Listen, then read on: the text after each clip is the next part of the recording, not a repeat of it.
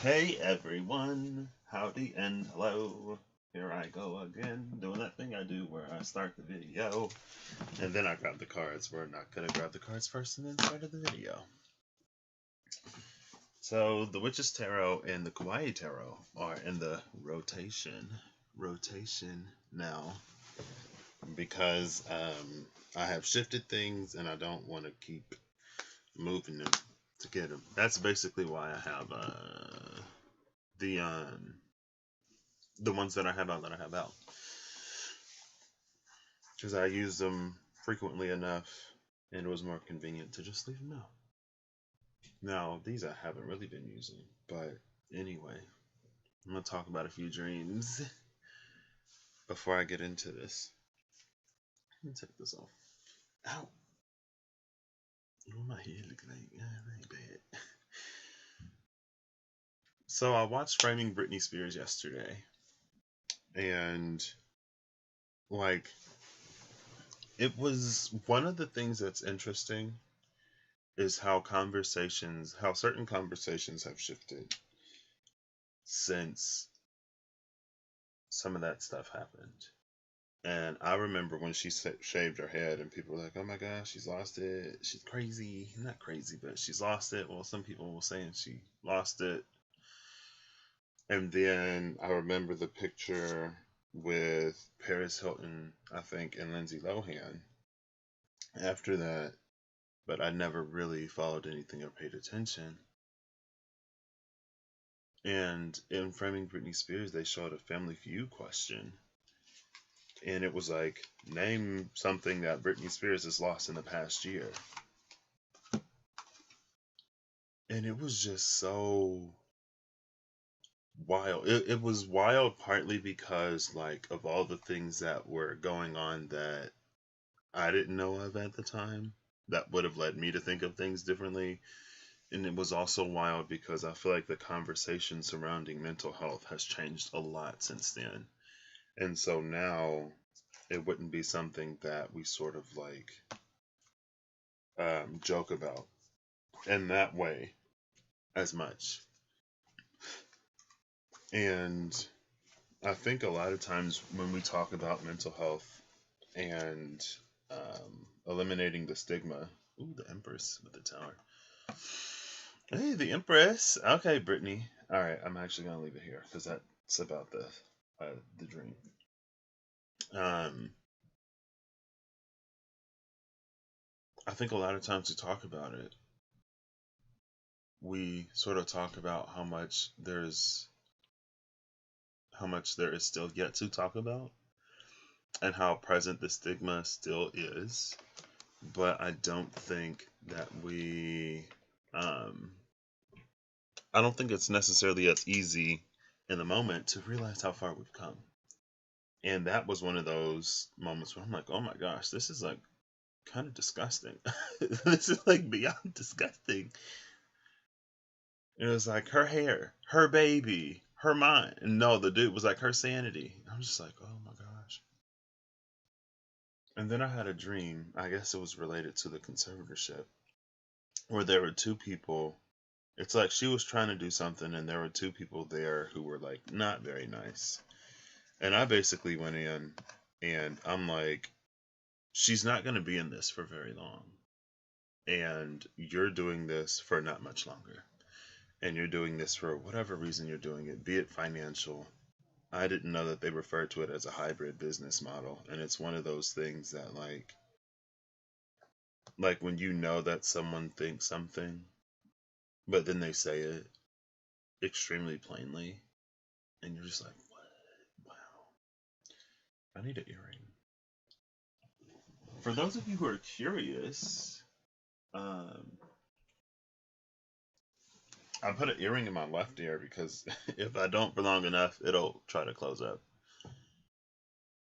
But I was like, she's not going to be in this for much longer. And if you want to sort of maintain a relationship with her, you will change now before she comes into her fullness and decides that she doesn't want you to be a part of her life anymore because of what you're continuing to do to her. And at first, I was like, and I myself, like, I don't know everything that's going on. I am still fairly fresh to this, fairly new. And I don't know what it's like behind closed doors, of course, but I do know that this is about to end. And if you still want to be a part of her life, you'll change now before she's really in a position to begin deciding things. And then they were just looking at me like, whatever. So that was one thing. And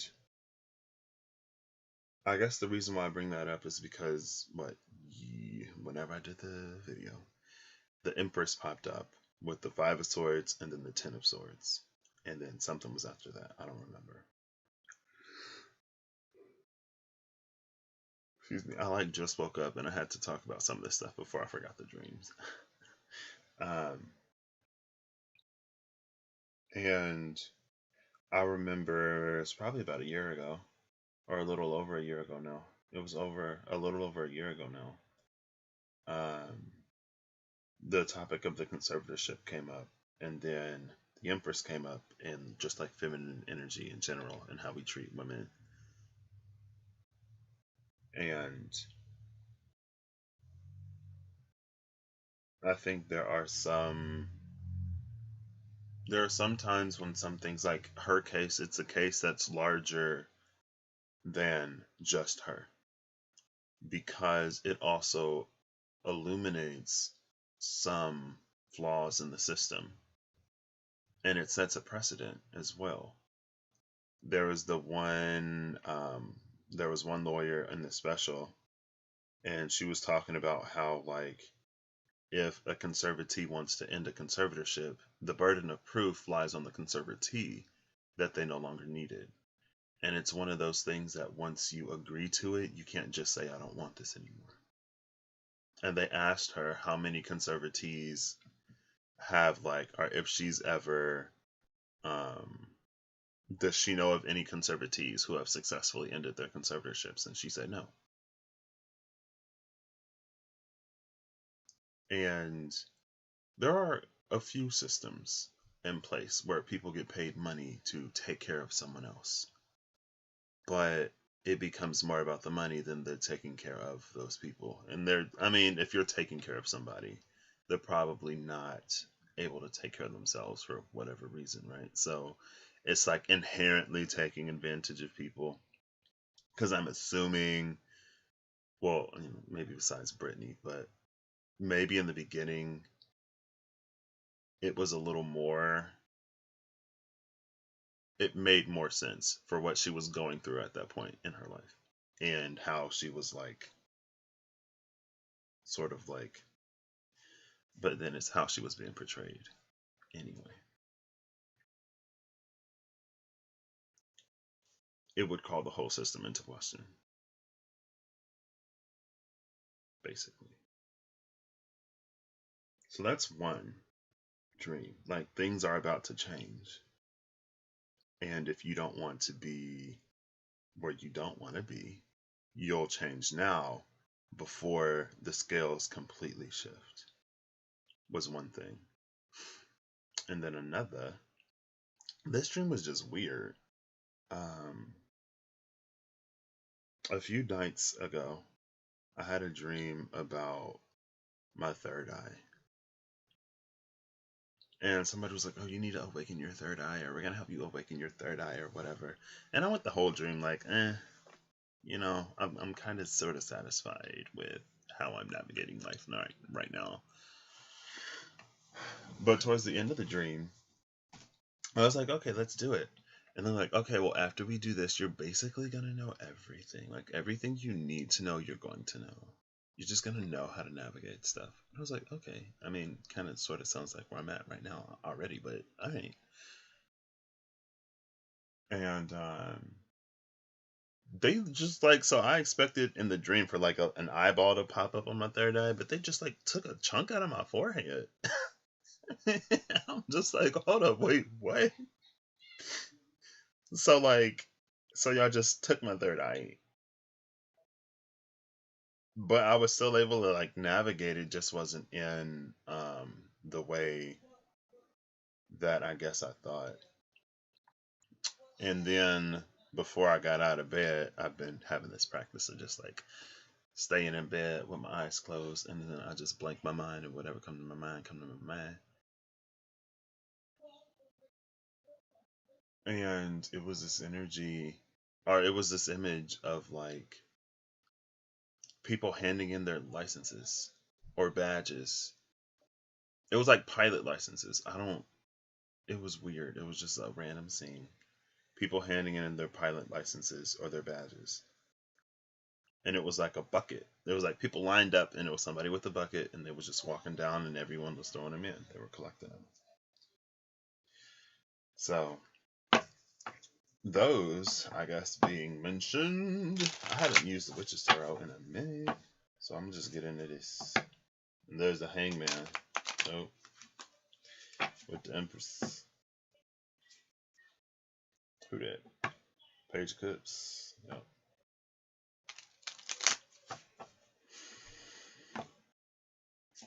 And maybe that was also it, because I guess if things change, or if a certain system is under scrutiny, and if they change significantly enough, then there could be like a relicensing process, or like a class or a certification that you need to maintain your license, like a continued education type of thing. So maybe things have changed, and the way you get access, or Knight of Wands. This is weird. Okay. Let's see. What am I doing with this? The Knight of Wands, bottom of the deck is the Three of Cups. Let me see. On one side, things is green. On the other side, they're not. They're on fire.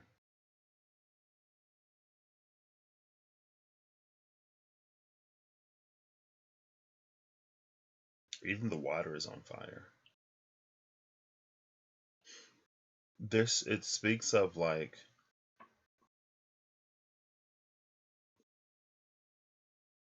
the way that we go about getting the things that we want. It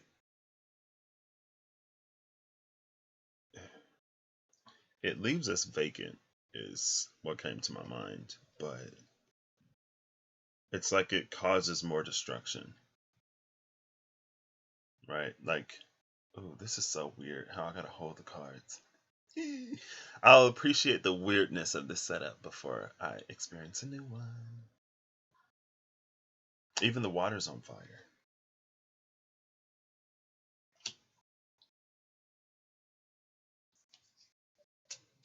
And he doesn't care. He doesn't see it. But again, like, things are about to change. So if you want to maintain your position, you will change before they do.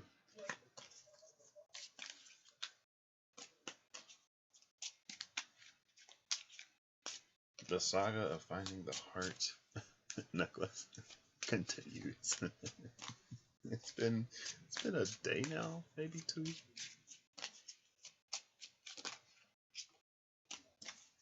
Bottom of the deck now is the Six of Cups with the High Priestess and the Eight of Wands. The High Priestess can speak of the conscience in this case. And it's almost this energy. This is one of the only,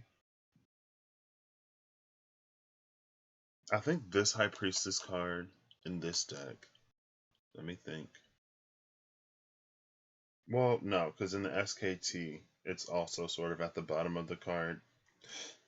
But I feel like in this deck, the moon is the least prominent. Or it's of lesser prominence. I think in a lot of High Priestess cards that I have, the moon plays a bigger role. Or it's like at the top of the card or something. Because in the SKT, it's towards the bottom, but it's bigger. And it's sort of like featured more. And so here's an energy of like, we got used to not listening to our conscience and our intuition. So, two, it's going to take time to get used to using it. And then I guess I get one more. And once you get into the practice of using it, there's another thing here that it's like, once you get into the practice of listening to your intuition, going back to the dream I was talking about with the third eye, where they said that it would be turned on, but it looked like it was removed. Then it's like your need to track things or to chart things in your external decreases, because when you listen, it's like a listen and a follow through. When you listen to and follow through with your intuition, then it's like you just sort of naturally fall into that flow. And with the moon being under her feet, and what is that, like that might be like a quarter moon. That's a real, like, the amount of moon on this is small. Ain't much fullness on that moon. And it's beneath her feet, and it's not even that prominent. I feel like it's just like, you don't need to track the transits and stuff like that as much, because you just naturally sort of flow with the energy that's moving. And with the Three of Pentacles, it's like those can be a sort of middleman energy, right? Because it's like, let's say that the transits are accurate to a certain energy, right? Well, you tracking the transits is one thing. You aligning to the actual energy itself is another. And if you can align to the energy, then it's like you can cut out the middleman of the transits. But it requires practice. And it's like it wants to work with you more directly. Here's the Fool and the Ten of Swords. Because it's like sometimes if you wait for a transit, you may miss a window of opportunity.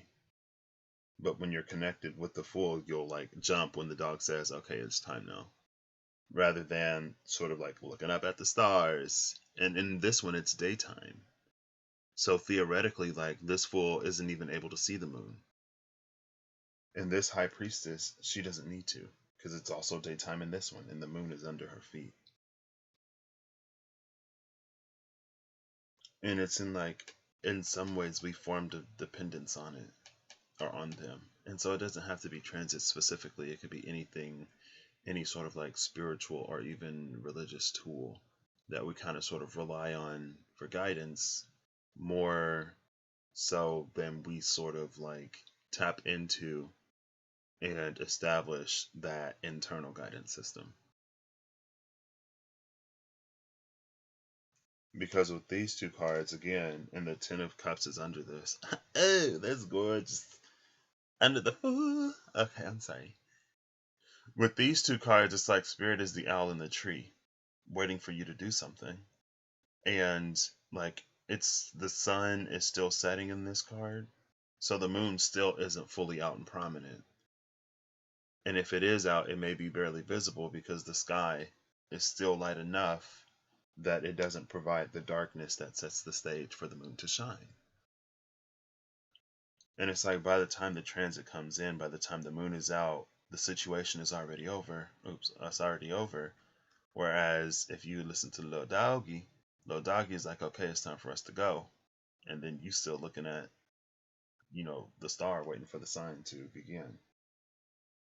And the Ten of Cups is something that's found in the middle of the day. There's no moon here either. And it's not that you necessarily miss something. And it's like, it takes me back to an energy that I was feeling, not an energy, but something that I was feeling recently. I was watching someone talk about transits. And at this point, I'm like, well, maybe there'll be like something that I don't know. I don't watch them as often as I used to, honestly, because most of the time, I don't know. It just, For me personally, it's either something that I'm not feeling or something that I've already started. Um, and was it last year, maybe? Got me really good. And one of my friends, too. And so whenever she asked me to look at the transits, like, she's all like, oh, yeah, like, that's what I'm doing. I'm like, yeah, see? Um, that's when I got better at just flowing with certain energies, I guess. Just doing what I feel I should do in the moment, looking at analyzing what is making itself known to me in the moment, and maybe the removal of the third eye in the dream, it was like demystifying things to actually see it a little bit clearer. And it reminds me of, back into Framing Britney, there's the one part when the people who made the Britney's Gram podcast, they're like, oh, we'll make this podcast and we'll just like dissect everything that she's posting on her Instagram specifically, but on her social media. And it's like, when you're in an energy of dissecting everything, is there an opportunity that you catch something that's supposed to be there? Like, if there's an actual cryptic message, yes, but there's also an opportunity to sort of read something into something. Like one of the dudes said, like, if you believed that, like, or if you want to believe that she is like sending out these cries for help through her social media, you will find it. And the way he said it, it didn't necessarily come across as like you will deceive yourself into seeing it. It was more so that, like,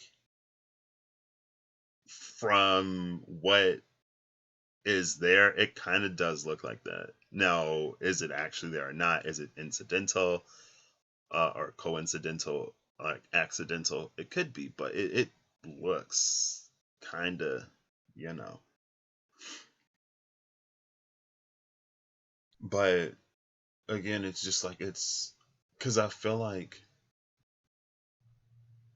and again, this is coming from my own perspective, so always take it as it resonates and take it with a grain of salt, because it could be completely different from for you. Um, but from my own perspective, like, there are things in my actual day-to-day real life that aren't like numbers on a clock or me hearing a certain word over and over. There are things that I notice as like a theme or something shifting, and then that'll get me to do a little bit of internal reflection or whatever, and that paired with sort of like my natural flow, and it leads me to reaching these conclusions that I sort of naturally make before the alignment happens in the sky or something like that. And sometimes it's like, if you come upon a certain transit that's like, now today is a really good day to start that thing that you've been wanting to start for a long time, but you haven't been doing anything to prepare to actually start it, then it's like, well, by the time that window opens, it's too late. If someone pulls up and they're like, hey, like, I'm about to go to the store. If you can be ready in 5 minutes, then you can go with me, and you need to go to the store. But it's like, let's say it's like 4 or 5 or 6 p.m. So theoretically, in a day and age where we're not as homebound quite as much, if you're someone who's homebound a lot, uh, by that time you would be ready, just kind of sort of natural, or you wouldn't have to do too much to be ready. You may be like, oh yeah, well, let me go to the restroom really quick before like we run out, because I kind of have to go. And it's just these things that, like, when you're not waiting on someone in the middle to relay the information to you, you just kind of sort of know, and you naturally flow with. So there's a natural follow through. But again, like, coming off of this Knight of Wands energy, if it's not related to something that you like really want to do, or if it requires something of you, then in the moment you may be like, I don't feel like doing it, so I'm not, right? Because Knight of Wands energy kind of sort of only does what it wants to do. And I used to have a lot of that. And not necessarily in whatever sense, but it's just for illustration, when I was in high school, there was one teacher who I annoyed all the time, probably, and I've talked about this before. But like every time she assigned a homework, I would be like, "Is this mandatory?" And then eventually she was like, "Patrick, the only two things you have to do are pay taxes and die. Everything else, you decide." I was like, "Okay." And it's like, oh, it's kind of sort of like an adulting energy. So I guess this is like, it's an adulting energy. Sometimes you have to do the things that you don't want to do. And if you don't do them, then you have like late fees and things get even more inconvenient. It's a greater hassle than it was at the time when you initially got the idea or were told to do it. You were told to do it.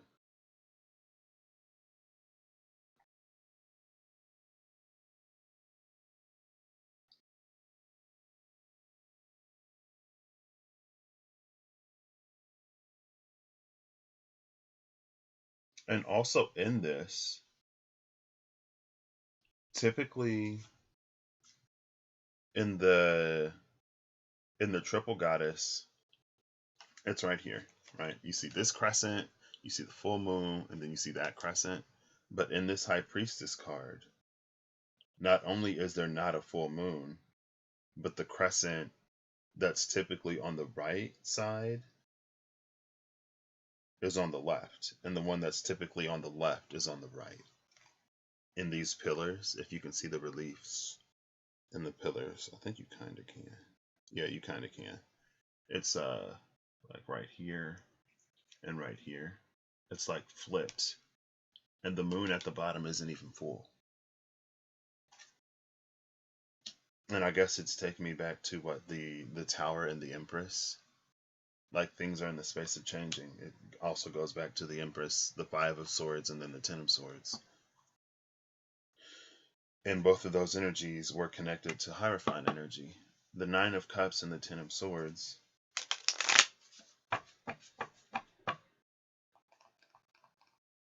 Maybe that's what you have to gain through that. Because again, if it comes to things that you want, it's an energy sometimes where you have to strike while the iron is hot.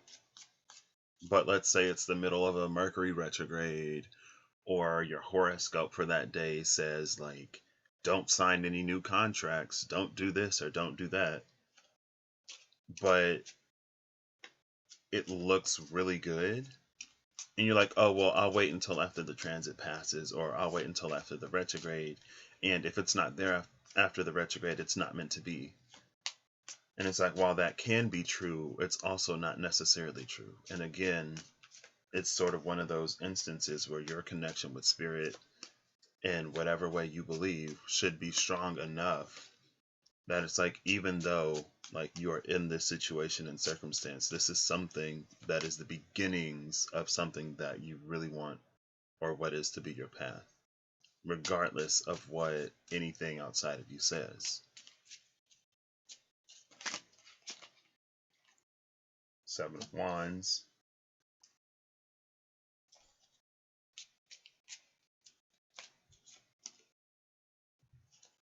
This Seven of Wands card is interesting because the Seven of Wands is usually a card of advantage, having the advantage in a situation.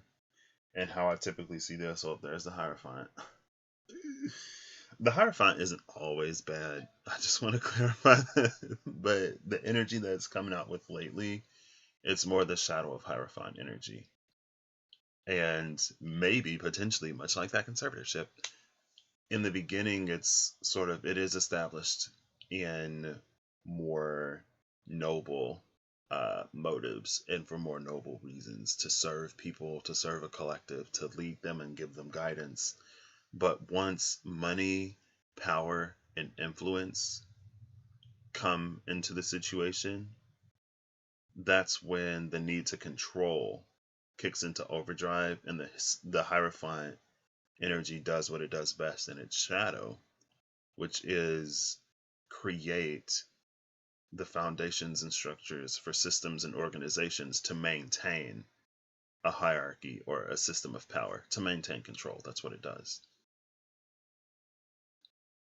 Like all of our societal, governmental, spiritual / religious control, all of that energy, it falls under the domain and realm of the Hierophant.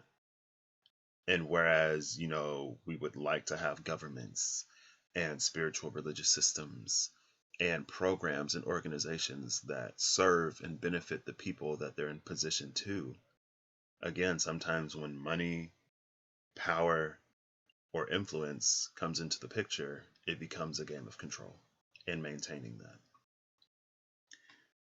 And so with the Seven of Wands, it's almost like it's carrying this energy where in some way it's making you dependent on it.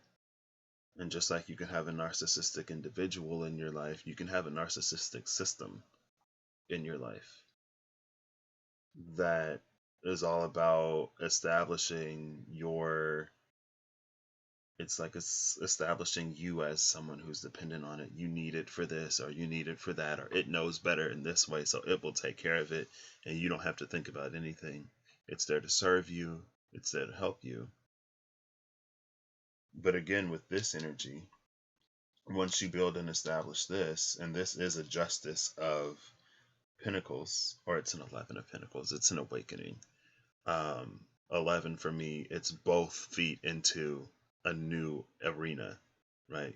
The 10 is like the closing of one chapter and the opening of another chapter, so you have one foot on each side. The 11 is both feet now on the other side. And whereas from the 9 to the 10, you kind of have some sort of idea of how things flow and how they'll go. And again, I guess that goes back to the part of the dream that's like, you'll know what to do. Even though they took a chunk out of my forehead, somehow I still knew what to do.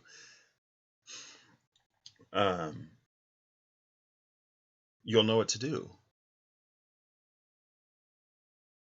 But after that, at that 11, it's like you're even further from everything that you know. And so it just naturally introduces more questions. And as people, a lot of times we like to be sure of what we're doing. Or we like to at least have some kind of direction, right? Or like, am I going in the right direction? Am I moving in the right way? And you just have to trust that gut feeling, your intuition, or trust whatever system of love you subscribe to and the deities in that system, the gods or goddesses or a singular god in those systems. But for the first time, with this Seven of Wands, which is kind of sort of one reason why I looked at the bottom of the deck, typically I see this as someone who has the higher ground, but it looks like there's like a land bridge above this person. So there's a ground even higher than the ground he's fighting to defend. And maybe those are other people that are coming into a position where they're ascending their need for what this particular Hierophant system provides. And so it increases it puts more stress and demand on that system to try to maintain the control that it has. But ultimately it will fail, it will fall. And that takes me back to the dream I had when I guess I was like, things are about to change. Things are about to shift. She's about to come into the fullness of her power and start making her own decisions. If you want to remain a part of this, get right now. Fix things now before it's essentially too late. Because, and it reminds me of something I saw on Twitter, I think, and it was like one person in the stands versus a lot of people in the stands. And it was like something like the person that tells you, or the people that tell you to keep going, and it was the one person in the stand, versus the people who say congratulations, and it was like everybody. And it was basically an energy of like when you need people who's actually there through the tough times to support you, rather than who's only there to celebrate or to jump on the bandwagon when you're doing well. And it kind of sort of relates to the story of Britney in some ways, and it relates to the game that I'm playing, Persona 5. It's like when you're winning, everyone's behind you, everyone's supporting you. But as soon as you have a human moment, or as soon as you slip, or as soon as you fall, those people are just as quick to turn against you. And there will be some people who maybe if they got maybe if they got on the bandwagon after it was already moving, or maybe if they got on the train after it had already picked up steam, it doesn't necessarily mean that they're like just in it because everyone else is in it, because maybe while they're on it they see something that they recognize as genuine, true, authentic, unique, whatever. But it's like before you had that hype, then you just didn't enter their sphere of awareness. Like there's no way for them to really see you. But there will be some people who see the truth. And so when it's like when things go down or when things shift and change, it's like, no, see, that doesn't sound like this person. And that's what they said when she came back from whatever. They was like, it was an emoticon. It was a colon and the closing parentheses, and Britney always uses emojis. So that was like red flag number one, that somebody else was behind her account and that she was in this facility for longer than they're saying she was. And then that one little seed of doubt sort of opened the door to a whole lot more.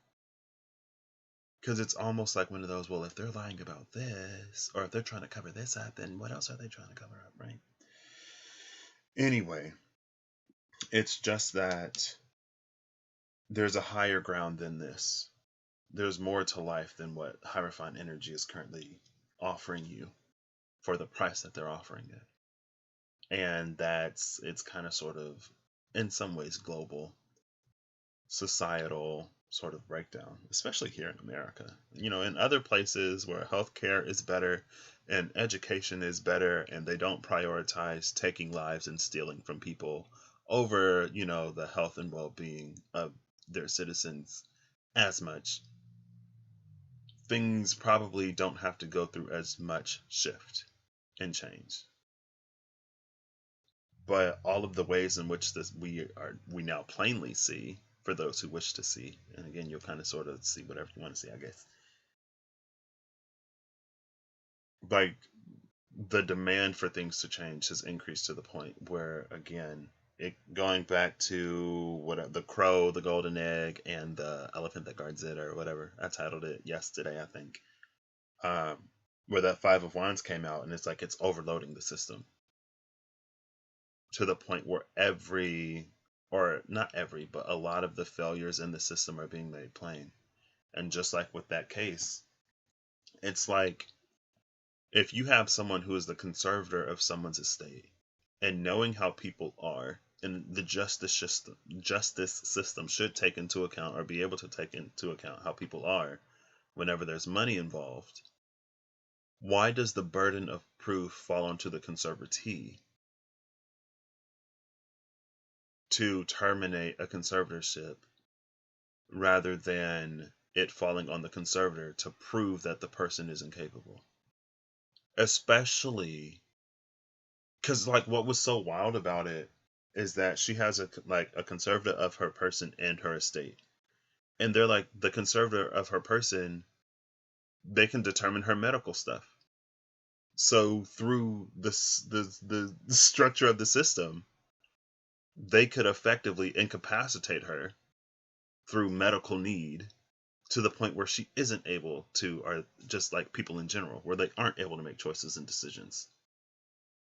And then she's not even heard. It was like, oh, well, due to this medical report that I received, I believe that she's not, like, she doesn't have the capability to decide counsel for herself. So we will appoint counsel for her. So she can't represent herself. But somehow she has to prove that she doesn't need this. She's not in charge of anything in her life. So if you're not seeing, like, if she isn't saying this, or if you're not hearing her say whatever, well, she doesn't even really have too much control of what people see and don't see. It's it's kind of sort of a lose-lose situation, or it's set up to be. And then in court, what like really blew my mind is like when they were like, okay, well, we want to move this conservatorship to a hybrid business model. And it's just like one of those things where it's like, where someone is doing something and you know that they're doing it because it's pretty apparent, but then they just flat out say that they're doing it, but the system, or but like people are so far deep into their pocket by that point that they don't even catch it or notice or care.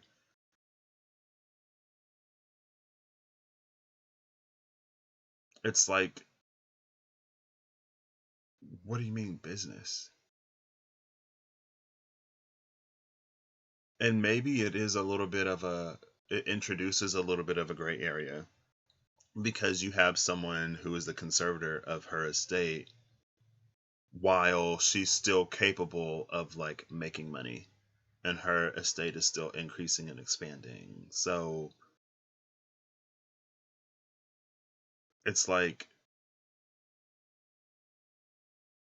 and like, why is the burden of proof not on them to be like, well, she's mentally fit enough to do all of this, but not fit enough to go to the bathroom without telling you that she got to go to the bathroom? Like, what? Or she's mentally fit enough to make live TV show appearances, but not fit enough to decide who she wants to represent her in court, at the very least. Like that.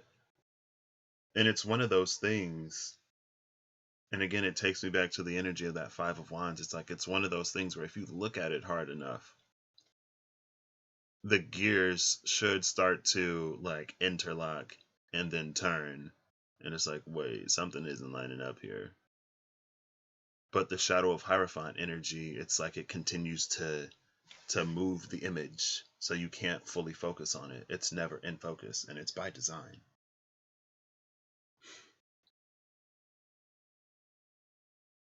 And in some ways, some systems that we've been living under, they just don't, they're not updated for life today. They're not as relevant.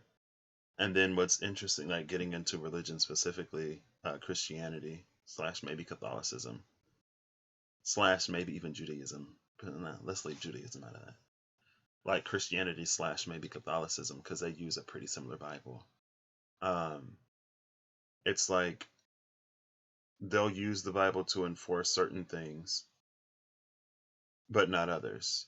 Like where we're not supposed to be like mixing fabrics and stuff like that. But in 2021 or today in modern times, we decide, okay, it's all right for us to mix fabrics, but some of this other stuff, it's still like, well, the Bible says it's wrong, so you know it's wrong. When, like, first of all, a group of people got together to decide what books of the Bible would even be in the Bible. And then since then, different versions of the Bible have been like changed. And wasn't there one king in like England who, it was like under Catholicism, he wanted a divorce or he wanted his marriage to be annulled, but according to the religious system back when, you know, it really had power, maybe in the height of its Hierophant days, the Catholic Church over there, he like went in and basically changed it so that he could have it annulled because he wanted a son and his wife wasn't like bearing him. His wife wasn't producing boys or something like that. So he had the system changed.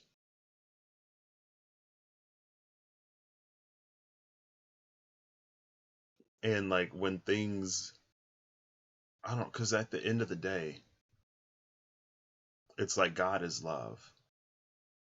And so regardless of what something says, if God is love is violated or rendered invalid by whatever conclusion you're trying to come to, like does that not warrant some like reinvest like some kind of investigation or something?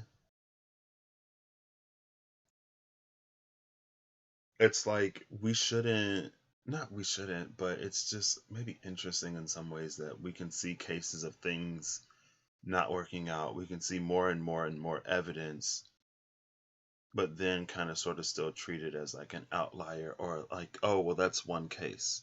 Well, even if it is one case, there should be some kind of precedent in place Or if it's not being used or managed properly, it should be able to be disbanded. Not, oh, we're going to keep going because that's only one case. Well, it only takes one piece of evidence to prove something false. Because now it's not true. Here is one case that is valid in which this is not true. So it's not true. It's not like, oh, well, if it's true at least 50% of the time, then it's a fact.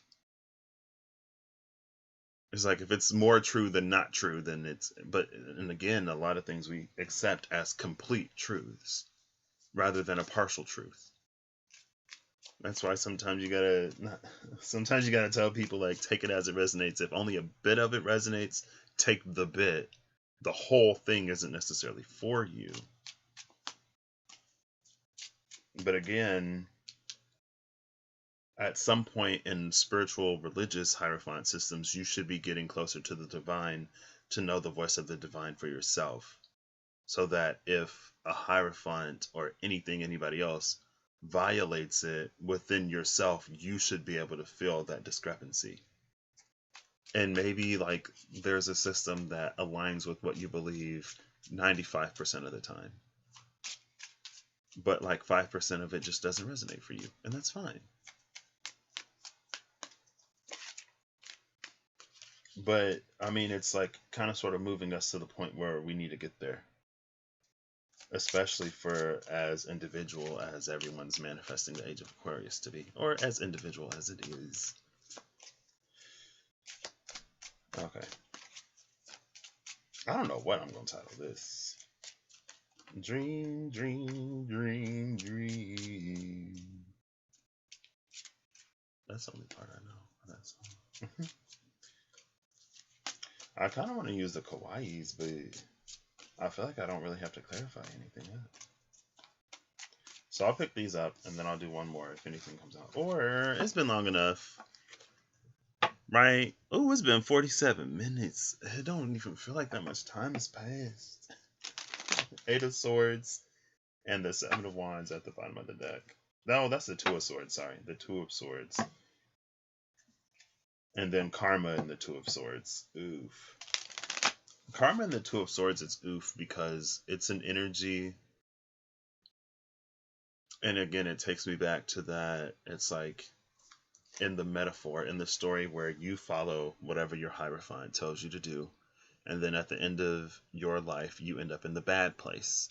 And you're like, what? I did everything that the Hierophant told me to do. Like, why am I in the bad place? And then less than divine energy is like, well, you know, all that stuff that you did, maybe because the Hierophant told you to do, but it was like devoid of any love or compassion or anything like that. Yeah, that's why you're down here.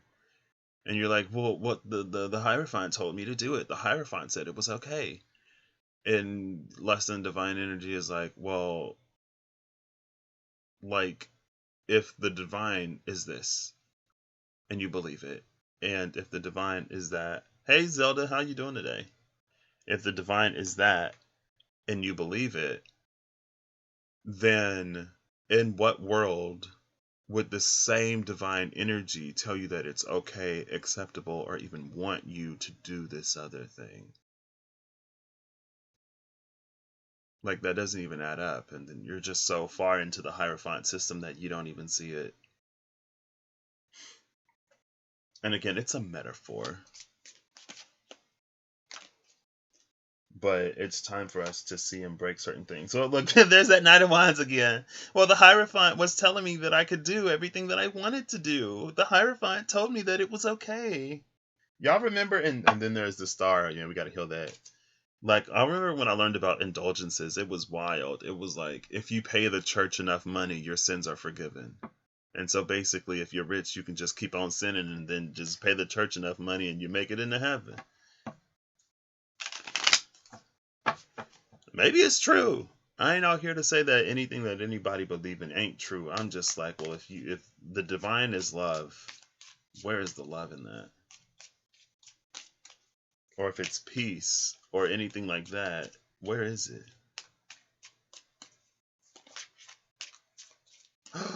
Oh, I'm sorry to hear that you're not doing well. Hopefully you get to spend some good quality time with her tomorrow. Okay. Real quick, I ain't gonna get like too far in the. Ooh, well, hey, ooh, there's the moon card. Who we got? 1, 2, 3, 4, 5, 6, 7.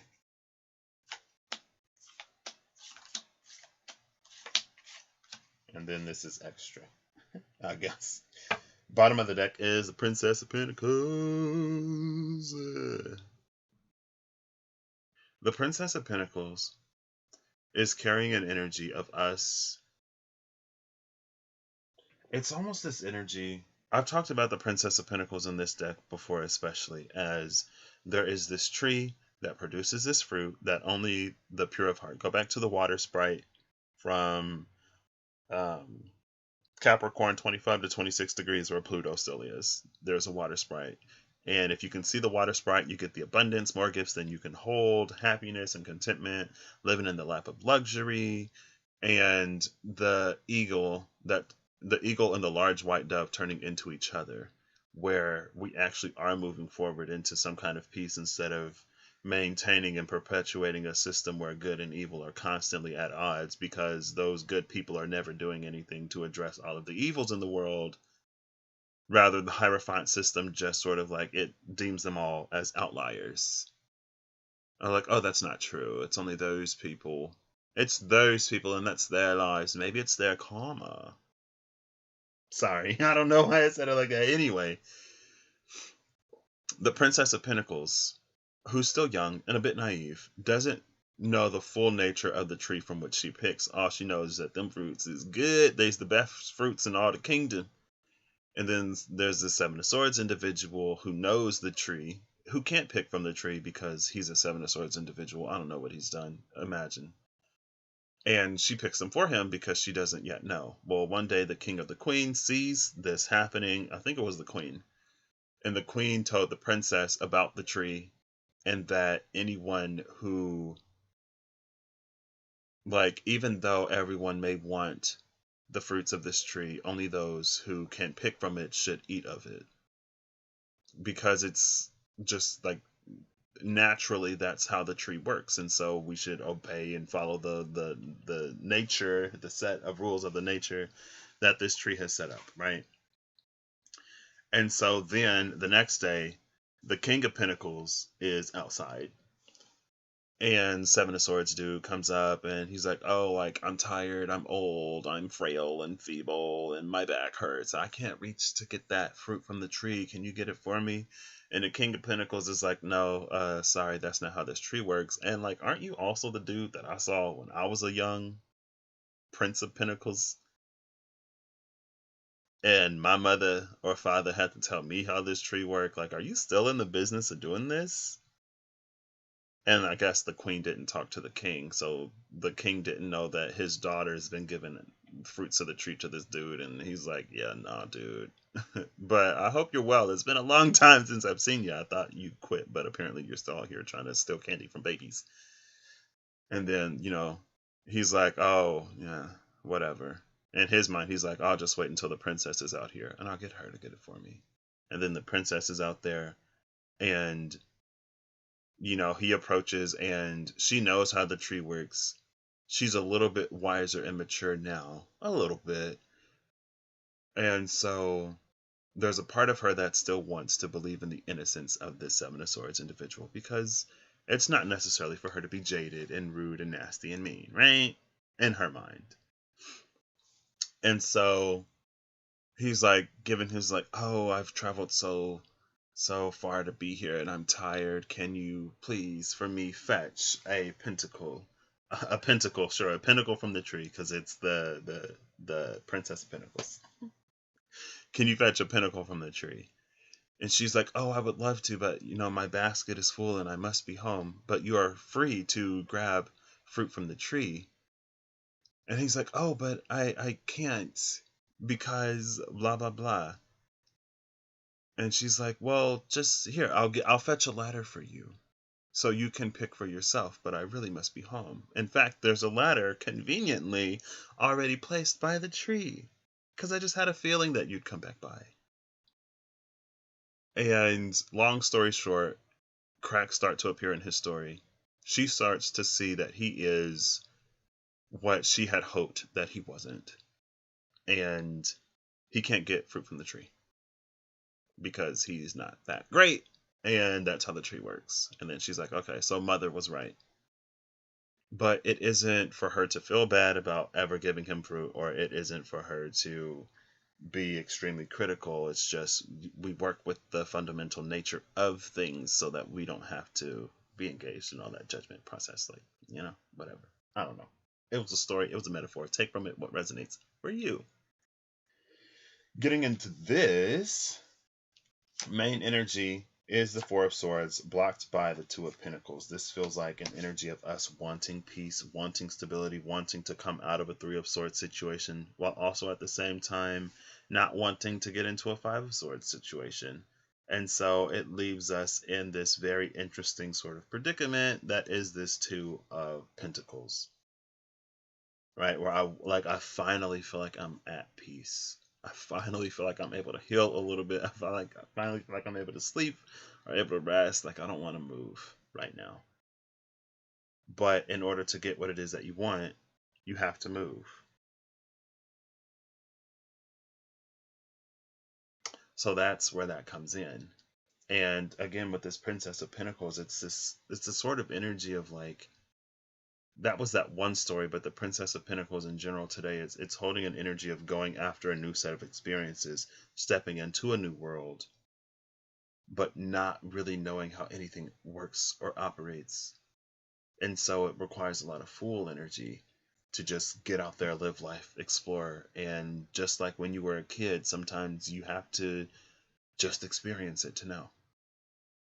And, with the High Priestess, the Eight of Pentacles, and then that Three of Pentacles, there is the element of spirit there that is interested in working with you, that is available to you before anything and everything else is available to you, or while it's available to you. That will really help declutter your path. When you're approached with Seven of Cups situations, it helps you to see a little bit more. Now, I guess in the past space is the Eight of Swords, where you weren't able to necessarily see these things. And maybe in the past, there were situations where you thought there was peace, and you thought there was happiness, and you thought there was tranquility. But now you may be in a space of noticing what it is that you were sacrificing to have that. And maybe you're going to be asked to no longer do that, with karma at the bottom of the deck. Yeah. Or at the bottom as like sort of the root underlying cause or issue. The root underlying cause. It's seeing why those cycles played out in the ways that they played out. In the past, you weren't able to see them. And that's fine. You don't have to go and beat yourself up over something that already happened. I'm going to go out on a limb and say that that's not why you see now what you see. I'm going to go out on another limb, maybe the same branch, and say that you see it now so that you can make different choices moving forward. So that, because it feels like there's an energy here of maybe being presented with something that feels good. But then it's like, well, something that felt good in the past, and look how that turned out. And I don't think it's necessarily asking you to abandon your logic or your reason. You should be able to interact with this thing with a critical eye.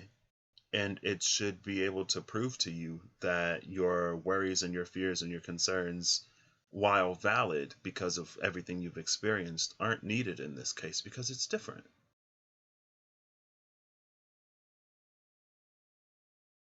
And it'll help you see A, whether those karmic cycles are over or not, and also B, whether in some ways you'll continue to sort of like perpetuate them. Because it almost feels like it's possible for them to be over, but depending on your mindset and mind frame and how you look at and analyze things, it's like you're perpetuating something that's already ended. But again, like, you can be critical. It should be able to prove to you that your worries aren't needed in this case, at the very least. In the future, coming into the King of Swords energy, which is the leader and the ruler of your own mind. And the King of Swords is able to sort of do it all, right? And so he can maintain peace and stability and be in a place of rest, Four of Swords energy, while also at the same time experiencing difficulty and hardship, Three of Swords energy, going after something that may seem like it requires more from him than what should be necessary, Five of Swords energy, all at the same time within his own personal journey, making progression, Six of Swords energy, maybe blind to some things, Eight of Swords, maybe seeing some things, Nine of Swords, and needing to make a difficult choice and decision, Seven and Nine of Swords, that will lead to some sort of resolution with the Ten of Swords, or to a brand new understanding with the Ace that is numerologically equivalent to that 10. But all the while, he's in the space of the Two of Swords where he's making the decisions, and he may not necessarily have all of the facts all of the time. And the King of Swords, a certain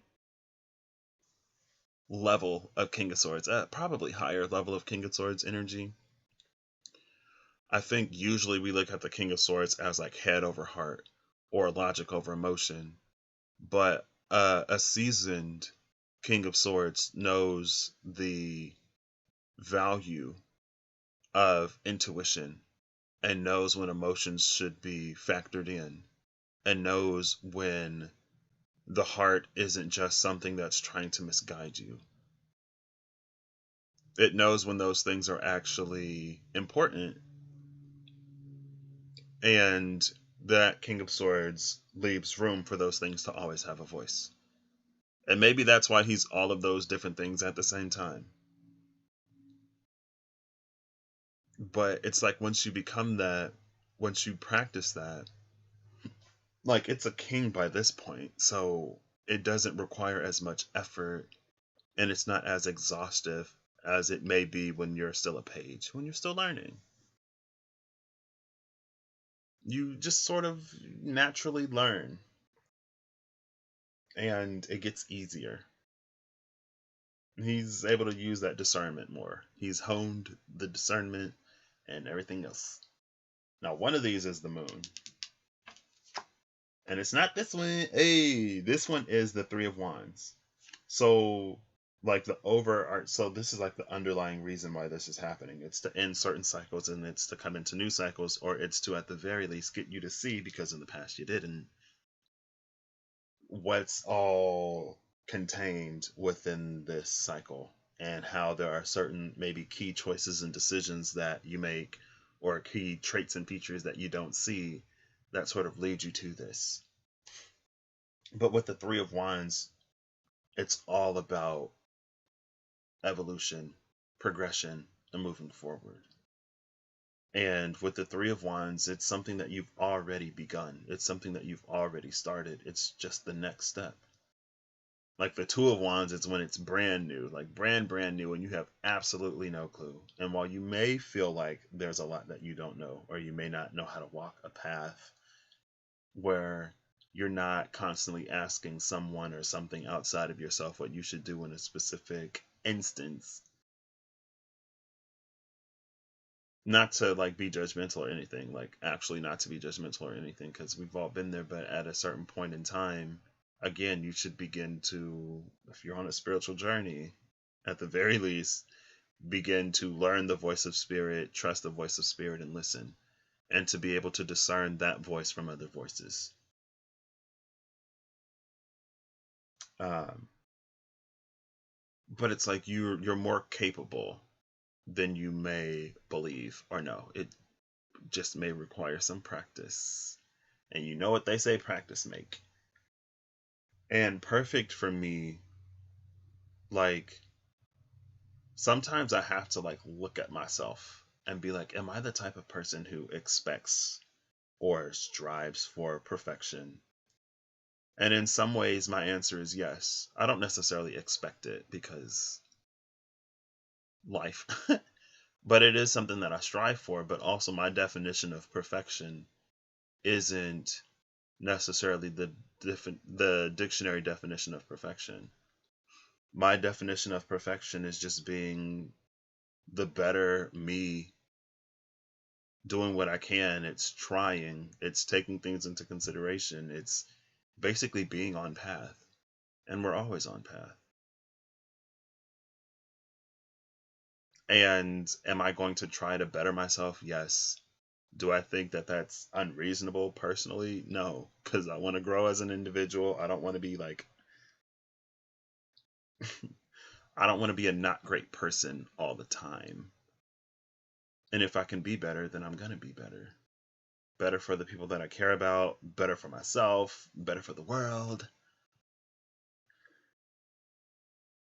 And I think sometimes with this Four of Swords energy, again, being stuck between the 3 and the 5, and the Two of Pentacles not really being able to budge because it doesn't like what it sees on either side, so it's sort of tight ropes in the middle.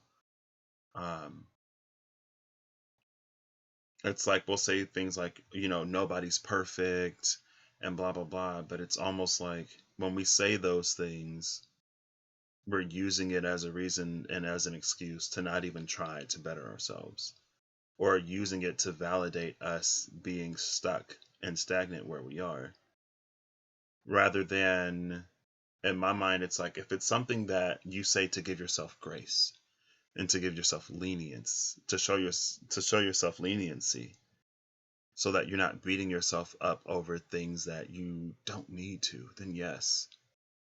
But if it's an excuse to get you to stay who you are, where you are forever, I mean, that's fine if you don't want anything more. But if you want more, you're probably going to have to grow a little bit to get it. Otherwise, you would already have it in some way, shape, form, or fashion. And then this card is the moon. The moon is sitting outside of all of this. Now, this moon is in the sky, whereas the other moon was under the feet of the High Priestess. And with the Page of Pentacles, so this is a transiting energy. This is the space that we're all in now. This is what we begin doing. Hopefully we're in a position to begin doing stuff like this, because if it complicates, it's like when you have to rush to do something, haste makes waste type of energy. It increases pressure in the moment. It's still doable, of course, and some people can do in 5 minutes what it would take some other people 5 years to do, because that's just the magic of the moment. For procrastinators, it's procrastination golden hour. I don't know. But at some point, it's like you don't want to hit that situation case scenario where you actually don't have enough time. And if I could tell you the number of times when I glanced at an assignment, or I didn't even look at an assignment, and it was a lot more involved than I thought it was. It required a lot more research, not because I needed it to answer the question, but because it required it. Then it's like, oh, well, I guess this isn't something that I'm going to be able to do. LOL. So shout out to the professors that are like, if you try to wait until the last moment, you will not be able to finish this because it's longer and more involved than you think. It is designed that way. This is designed to get you to research a little bit, or a fair amount, because I'm telling you up front, you have to have at least 5 sources. But you're like, oh, I've done plenty of things at the last moment, I'll be fine. And then you're like, oh wow, I wish I would have listened, type of energy. Anyway, this energy is available to you now if you so seek it. That's the moon energy. It isn't necessarily going to force you to go after it. It isn't necessarily going to just present itself and be like, hey, I'm here, like, come on, because that would be something closer to like the sun or something. With the moon, it's like it's more underlying. Maybe you've been experiencing things in life lately, maybe in the space of this Mercury retrograde, while things are coming back to the surface or back to your remembrance. Oh snap, Mimi, what's up? How you been? Maybe with this, it's like it's this undertow. It's these underlying things that it's available if you want it to be, but with the Eight of Swords and the Four of Swords, I can see how it would be difficult. Because with the Eight of Swords, it may not be easy to see, and with the Four of Swords, you may not want to do some of the difficult thinking and work and to reopen wounds potentially that weren't really dressed well, so they've kind of sort of been festering a little bit, getting a little nasty. But hey, the King of Swords lies in the future, progression, ahead, closing of old cycles, opening of new cycles under you. I feel like the moon card in this case and scenario, it's like better than you could have imagined. Like you've been living in the moon and you could be coming into the sun. Like the best of what you've experienced compared to what you have yet to experience is still the moon. You've experienced the smallest fraction and piece of sunlight, or you are experiencing.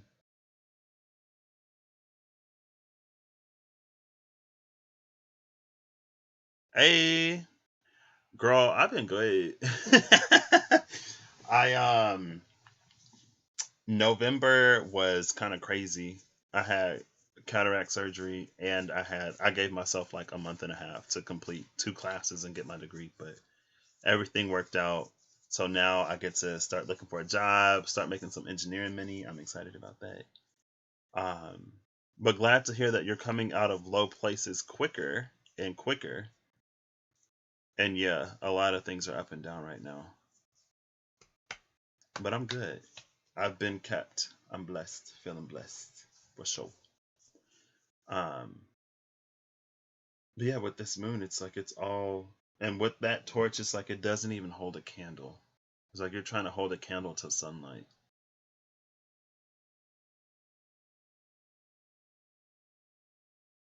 I'm gonna pull half of the Kawaii Tarots and clarify this. Not necessarily clarify it, but I'm gonna pull 3 cards that may tell a story, or that may look. And here's the Two of Swords I was talking about. That may be. Oh, there's the Emperor. Okay, all right, all right. Well, who this? Oh, the Eight of Swords. But the 2 and the 8 is a 10, so you could liberate yourself from that. Oh yeah. Well, I've been having some headaches lately. They come and go. It was weird. Yeah. I'm glad to hear your drive is returning. It's time to go. Okay. I'll take it, sure. There's the first card. Here's the second one. Give me the third one. Give me the third one. Again, I'm only working with half of the deck here, so hopefully we got some good ones.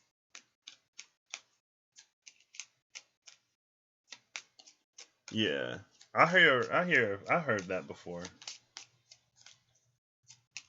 He's like, I would never be less. I'm like, okay.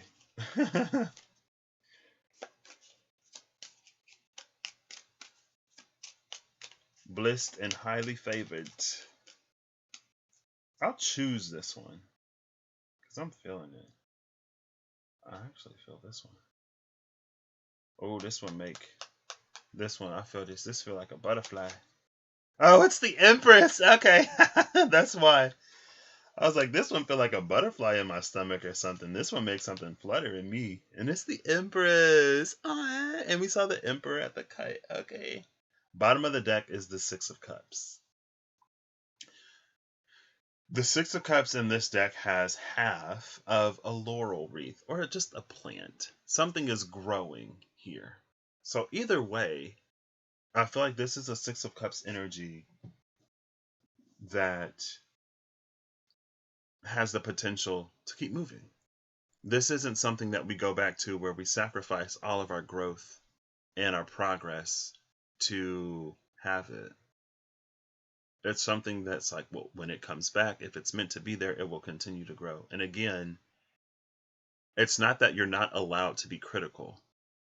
It's not that you're not allowed to ask questions. But if this is what it has the potential to be, it should prove to you that it can be that. But at the same time, when you're doing that, you have to be mindful that you aren't projecting something onto the situation that isn't there. So it's a little bit of a fine line. Oh, on January 6th? Oh, on February 6th. Okay. Because I was like, oh, God. When all that stuff was happening.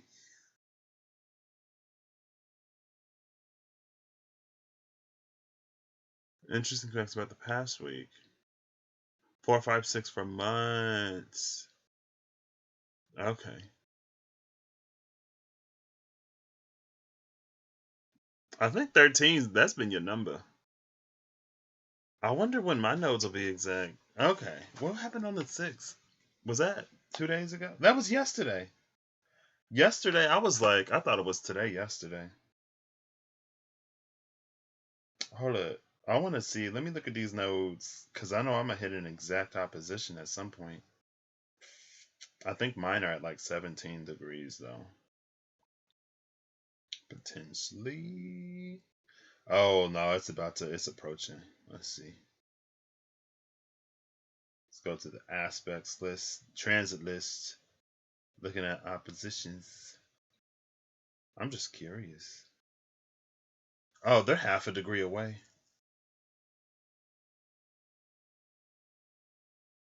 So in half a degree, I'll have an exact opposition on my nodes yesterday. Okay, girl, yeah. Time doesn't. I don't know what time is anymore. It's like I have this one friend. We catch up more frequently, and it's like there'll be a few days, and it'll feel like a few weeks have gone by. In the moment, it doesn't feel like time is moving that fast, but in retrospect, it's like flying. I don't know. See what them 4, 5, 6, and 13s mean.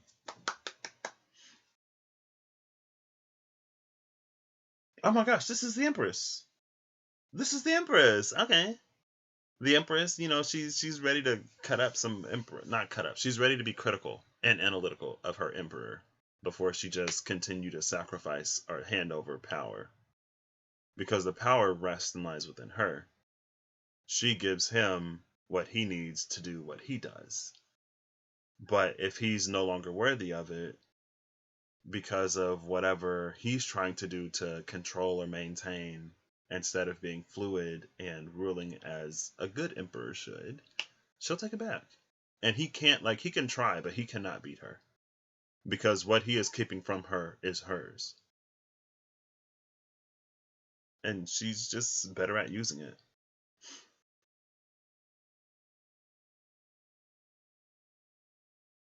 With this Empress energy, I feel like it's also this high royal energy.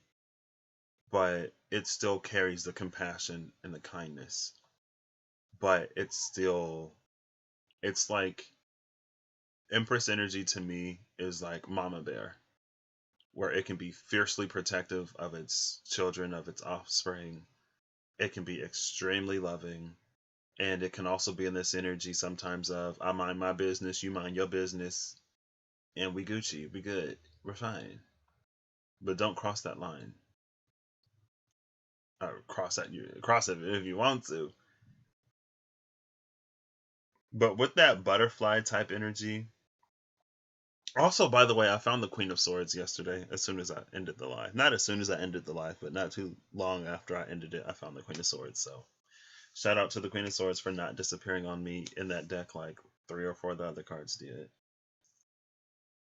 But that's this one. And look, it's 3 for 3. It's the third one in position 3.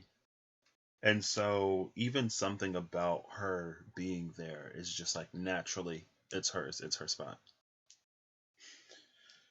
Next is the 7 of Swords.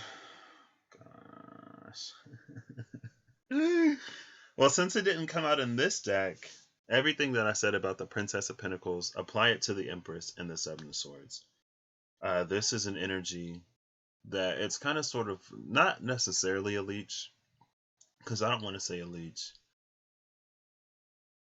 It honestly, it feels like an energy that wants to be on board, but it doesn't know how to be. And so it will replicate what other people are doing that may not necessarily work for them as effectively as something that is aligned to who they are would. And when you're new to something, of course, there's going to be a period of exploration. So maybe it's just not to get stuck on something for too long that isn't working for you. It isn't necessarily a, oh, well, if I get better, then I'll get better at it and it'll get better. It's like, oh, I've tried this for a little bit. It isn't really working for me. I'm going to move on to something that does work. Because sometimes it's like, we're sacrificing or losing our own time.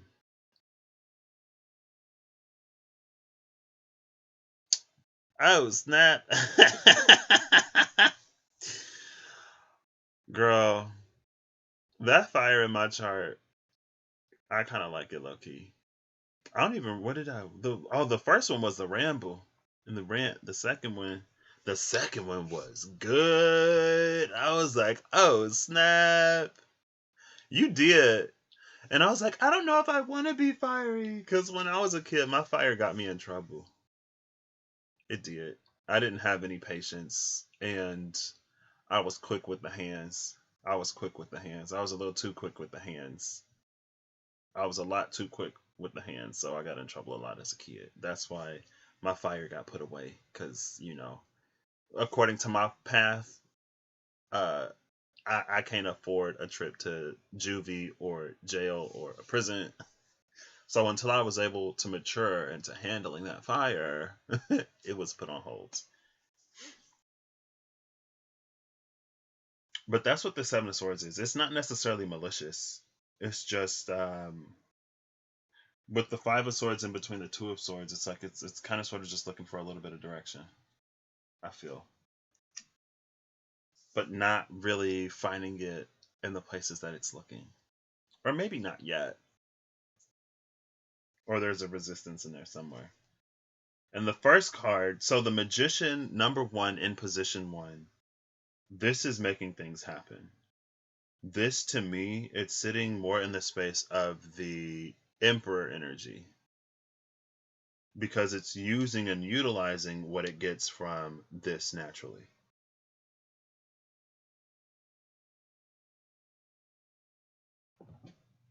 What? Hold up. I was never able to see this.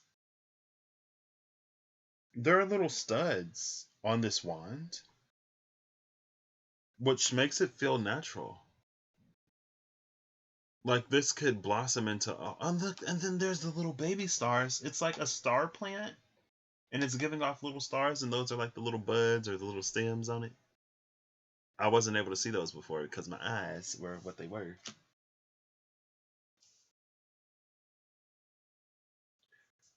And with this infinity sign, when I was talking about how the Empress is trying to hold and maintain something that it needs to let flow, it's continuously flowing. It's continuously in movement. It's a higher aligned Emperor energy that now sits in the space of the Magician.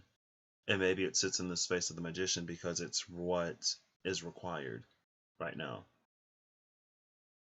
Just like the Empress. Yeah, it is. It's the Kawaii Tarot. I saw somebody using it a minute ago. I was like, oh snap, I ain't seen nobody using it on YouTube.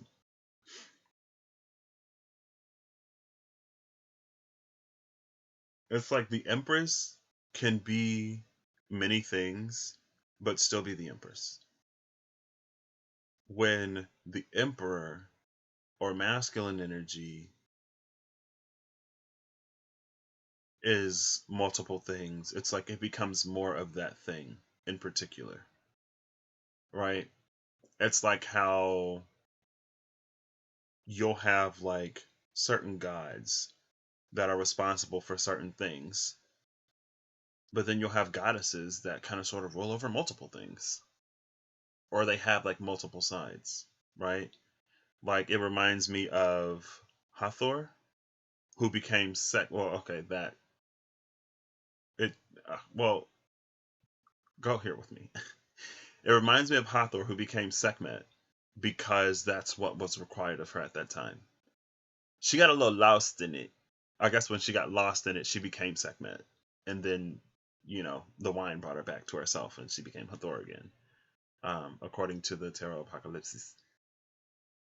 But it's like she had that ability to become something completely different. And it seems like more often than not, it's like a god will sort of stay where it is. Like even with the story of Kali, or that version of it that I saw, because there's different ones. It's like she was created, she was manifested, made incarnate to take care of the one demon whose blood would spawn more demons. And after she took care of it, she kind of lost herself a little bit. She maybe went on a little bit of a rampage. That's the only thing that people talk about now, or that's the only way they see her now. And it took who's the guy? Shiva, right? It wasn't until she like stepped on Shiva that she came back to her senses, and she was like, "Oh snap, okay." And so there is an emperor energy behind this magician, but it's more in the field of creating. It's in the field of doing. Emperor energy right now needs to be doing something.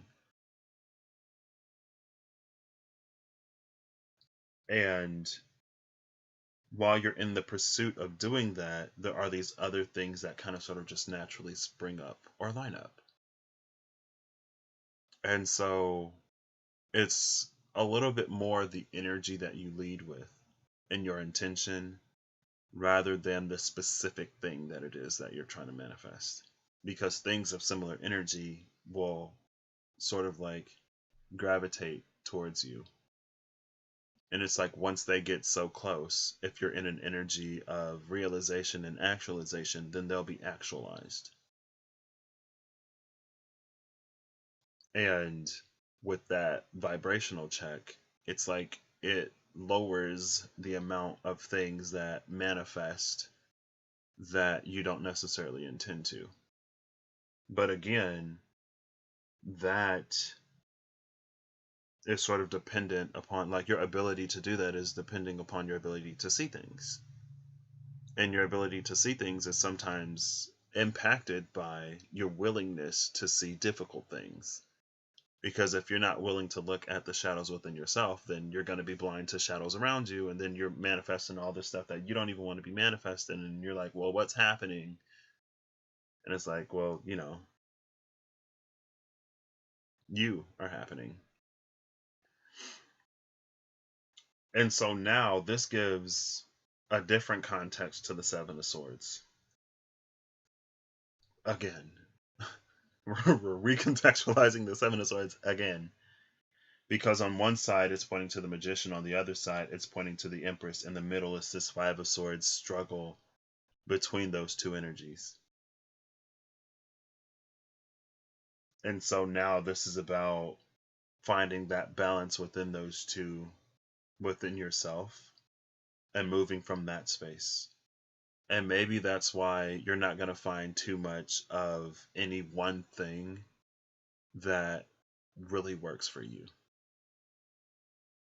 It's like take the pieces from the Empress that work, take the pieces from the magician that work, and then experiment, I guess, until you find what works for you. And an interesting intersection between these two, I really need to cut this nail. I don't know why I haven't cut it yet. By this point, I'm just like hanging on to it to see how long it can get, I guess. Anyway, back to this. I'm sorry. The Empress's natural ability. The magician is, it's scientific. It's an ability to manufacture and use tools to produce the same results. And so the intersection between those two It's tools that amplify what it is that you're naturally capable of doing. And so instead of looking to master something, again, that doesn't really align with your natural abilities, and so maybe that's why it takes a little bit longer, and then you get frustrated potentially, but you're like, if I dedicate enough time and energy and effort to this, maybe I will be able to get the results that other people get. It's like, maybe instead of that, look for things that align with what it is that you naturally align with, and it will increase it even more. And honestly, this is something that only their child can do, the child of the emperor and the empress, because it has emperor DNA and empress DNA. But if it tries to fully do one or the other, it's like it's losing half of itself. Right. Oh my gosh. Yeah, because it's been like almost a whole hour. And I was like, oh, I'm about to end this a whole hour later. I don't think I've ever gotten energy of the child of the emperor and the empress. I don't even know. It could be the sun because it's the baby on the white horse coming from sunlight. It could be, but I don't know. I honestly think this is us. If it resonates for you, it resonates for you. If you're like predominantly Empress energy or predominantly Emperor energy, then you pick either the Magician or the Empress. And also, with this being the Magician, it is the creative aspect of the Emperor energy. The Empress we just sort of see as creative anyway. Again, because, it can be many things and not have to be called by something else. But the Seven of Swords is learning to navigate this middle space. And that's where the challenge is. But these are ascending swords.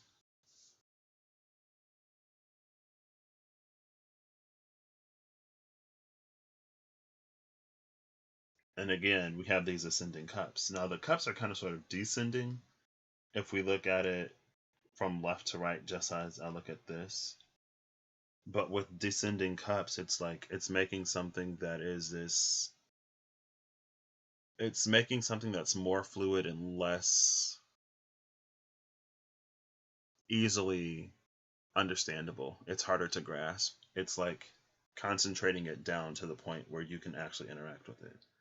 It's basically freezing it so that you can hold it. Because liquid water would just fall out your hand unless you cup them. But then there's still a little bit of water that you would be losing. So, a whole hour and a half later, it's time to get the final messages. Also, I'm loving this shift in energy personally.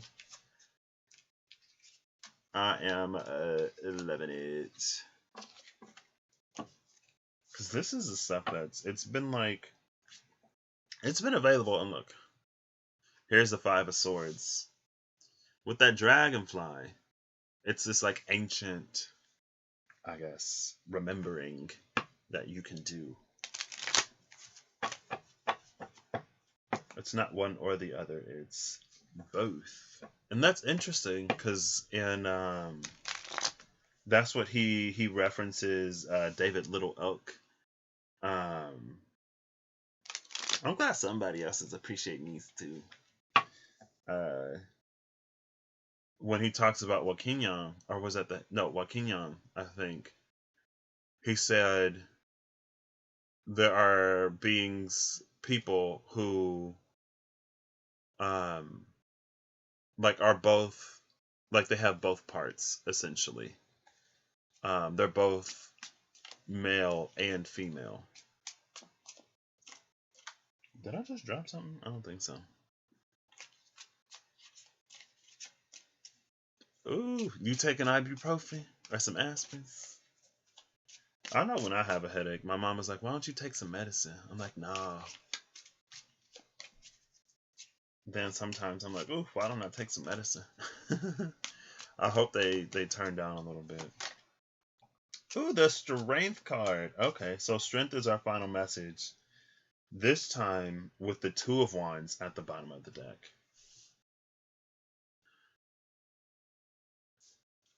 And the Three of Wands was at the top of that little spread, right? This strength card is interesting because in this strength card, there's no struggle. And a lot of them, I know a lot of them, sometimes, typically, you don't like medicine, but you broke down a couple of times. Oof. Yeah. Did it help? Or did it not? Maybe. Um, Typically, there's a little bit of a struggle portrayed, depicted, pictured between the person and the beast. But here, they just peacefully coexist. There's no struggle. It just is what it is. There's no need.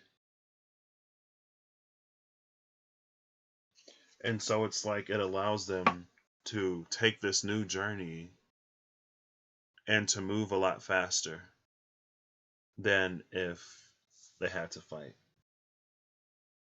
I think we are the beast and spirit is that angel. And we're coming into a time of learning to, what I've been talking about this whole time, just go with the flow, to listen, to trust. And we're strengthening that, going back to the High Priestess, the Eight of Pentacles, and the Three of Pentacles. Everything that was said there with the Knight of Wands and the Seven of Wands that tried to sort of create some tension or inject a little bit of conflict or turmoil where there doesn't need to be any. They're mainly on the right side. Go down your neck and around your brow chakra. Ooh, those things are mobile. Oh, okay.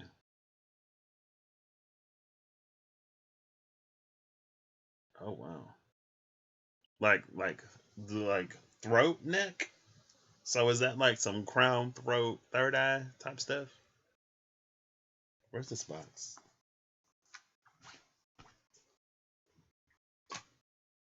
Where the box at? Oh, here it is. Okay. And it's also an energy of like you.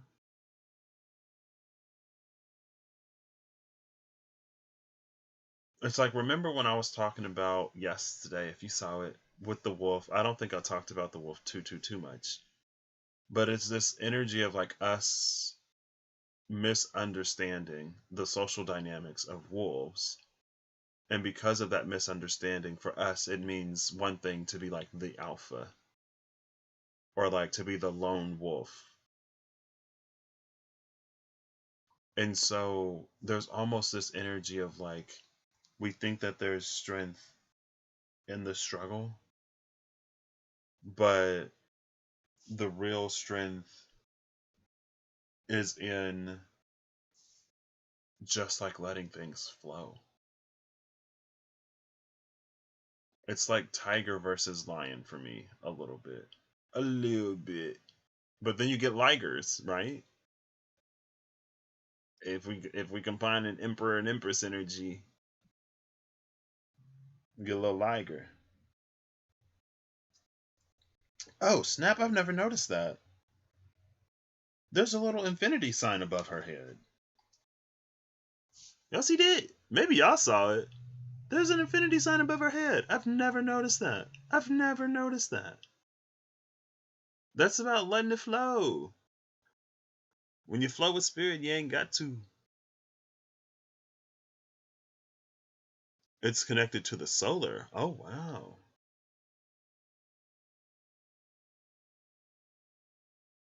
I don't think this is, well, probably.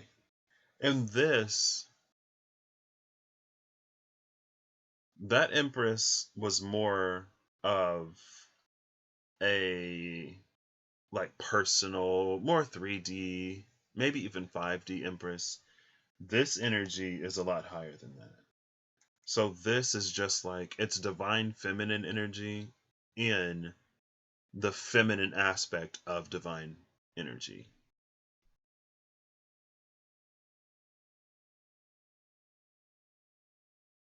I don't know.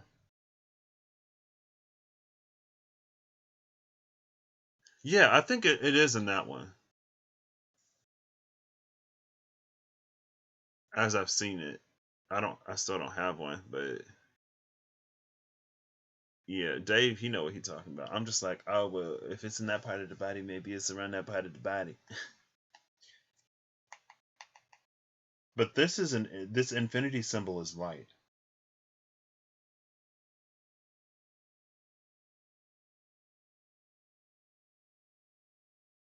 and this is a lioness, right?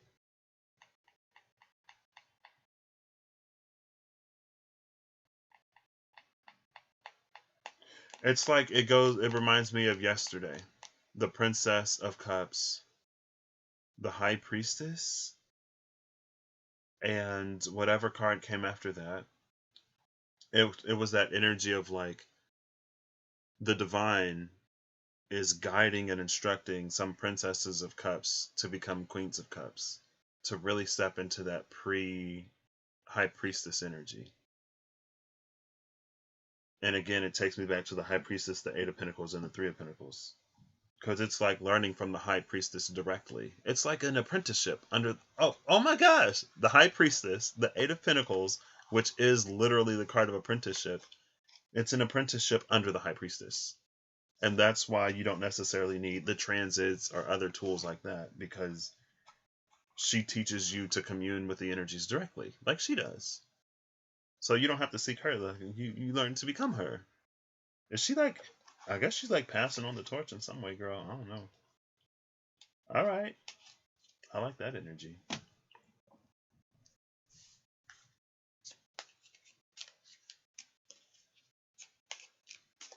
Oh, okay, gotcha. That makes sense.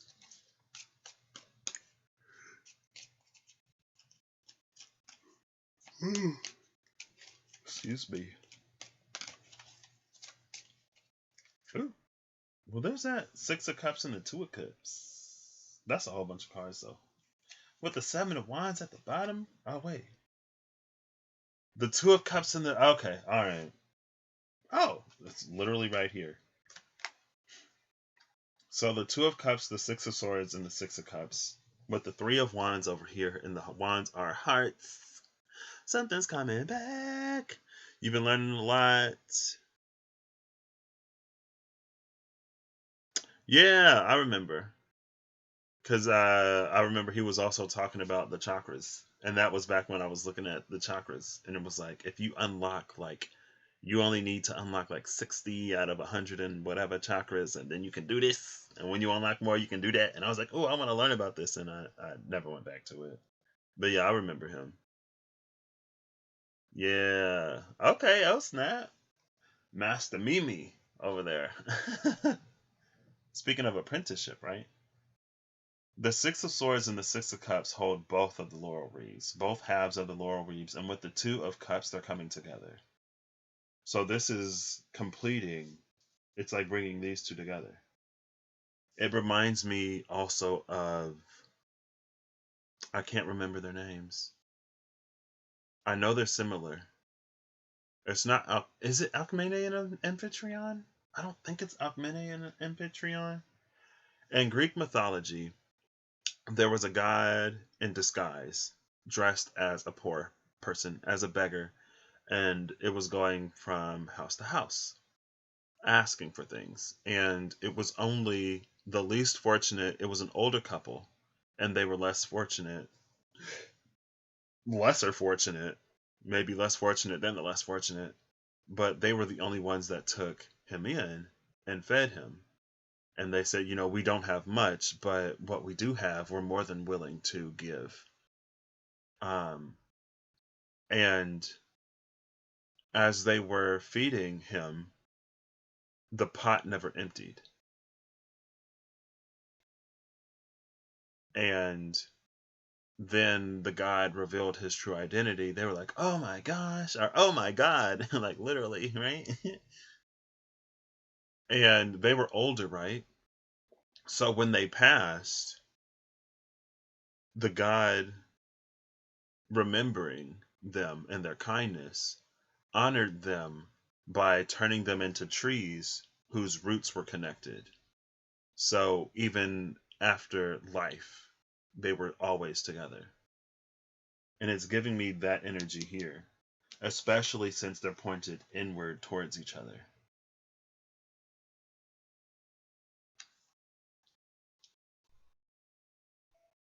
With this 12 cups energy, this is beautiful. You could be finding your forever person. If it's something that you've been manifesting and actively working towards, because the three of wands, it is a card of like waiting for your ships to come in, but there are like, you have to book the ticket, you got to be packed, you have to be at the dock and ready. There's a whole bunch of stuff that sort of like had to have been done first. Again, the 3 comes after the 2. So the 2 is like when you're fresh on the journey. By the time the 3, which was at the top up here, you've already done that stuff. And there's also an energy here of the 6 of Pentacles. Through that, like,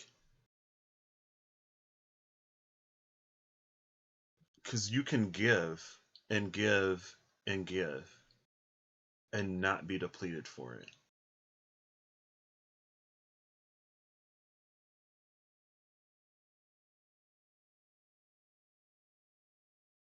And what's interesting is, like, in this 6 of Swords, I think there was a sort of breakdown period in the beginning, because going from left to right, they're like getting closer to the ground. But the ascension after that, it's even higher than where it started. It's like way up. And it's like it continues growing on both sides. So that growth is mirrored. Stagnation would also be mirrored in this way. All right, so that's what I got. I actually kind of sort of feel like I'm not done. Like, I want to pull some more cards. I just feel like reading today. I might make a 5-hour live, and if you watch it, you watch it. Or you, like, watch bits and pieces of it. I don't know. Oh, snap! Piles 1 and 3. Those was like, I was like, oh my gosh. I think I thought about that too. I ain't even pick. I never pick when I do it. I always forget to. And then I remember what it was, so I feel like I can't pick later. But I guess let me be a little more transparent. I'm gonna be a little more transparent for the folks who watch to the end, or if you watch this piece. And this is something I was thinking about earlier today. I used to read for myself a lot more. I don't really read for myself too much lately. But when I got those cards, I know. I was like, well, I bought this deck, so I guess I gotta use it. I was like, oh goodness, what am I getting myself into? But I really like those cards. When it comes to love and relationships, I really love those. So I guess I shouldn't be surprised that I found something along my vibe. I don't really read for myself too much anymore. I kind of sort of like, I'm kind of sort of over it, just because like I want to live life. Like, if I do a read for myself and I don't like it, but then it ends up playing out anyway, I just get annoyed. Cause I was like, you know what? I'm gonna not do this. And then it still plays out. And I'm like, I'd rather just live life, honestly, by this point. And it's never necessarily, like, it always ends up working out towards the end. Or in the end. It's like it won't play out the way I initially thought it would, but it'll still play out. And that's why I was like, you know what? Because I pulled a card for every month at the top of the year. And last year, I was like, ugh, I'll just live life. But the end of last year was like real good. So I did it again this year. Let me look.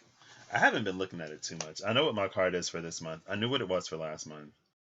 I was just like, I don't want to do this no more. But I ended up doing it. And I was like, oh, I'm going to delete it. But I didn't end up deleting it. So Um, where is it? Where are my photos at? I think it's the Knight of Pentacles this month. It was the Two of Swords last month. I was like, what?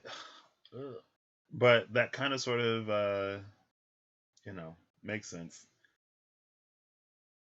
For me, though, I took it as a space of decision and needing to sort of reanalyze and rework and rebalance some things. Yes, the Knight of Pentacles this month. My overall cards for the year, though, they're pretty gorgeous. My overall card for last year, for Zodiac season, it was the Eight of Pentacles. And for month by month, it was the Six of Wands. And I ended the year in a Six of Wands and Eight of Pentacles energy. So I was like, okay, well, it ain't too bad. But anyway, I think I'll be back. I'll be back. Because I have some cards that I haven't used the tea leaves. I really want to use the Magical Dimensions Oracle cards and activators, but I gotta dig them out of the box. So I will promise you, though, that I will get the cards out before I start the live. So I'm not starting the live and then reaching for some cards. So if you would like to join me here momentarily, I will be back. Or if you want to watch that, I don't know what I'm going to title this. I don't know what I'm going to title that. I'm just kind of sort of flowing. Something smells like egg noodles. I'm just kind of flowing today and lately. I'm done with the card a day thing, if y'all saw yesterday, because the Queen of Swords went missing. And I was like, well, if the Queen is gone, I don't remember what was at the top and what was at the bottom, and I already looked at the bottom and already looked at what's next. So